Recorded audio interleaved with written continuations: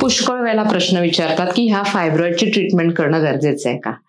सगळीच्या सगळी काही फायब्रॉइड्स आपल्याला काढावी लागत नाहीत.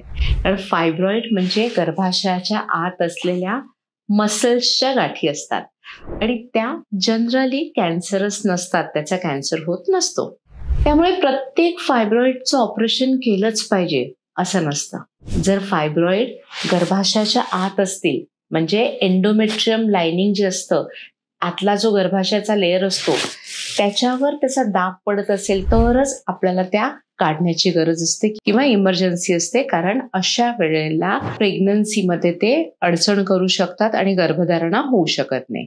तर त्यामुळे गर्भधारणेचा जर आपण विचार केला की कुठले फायब्रॉइड काढायला पाहिजेत, तर ते आत वाढणारे जे फायब्रॉइड आहेत गर्भाशयाच्या आत, तर ते आपल्याला काढले पाहिजेत. असं नाहीये की ते बेबीवर दबाव देतील.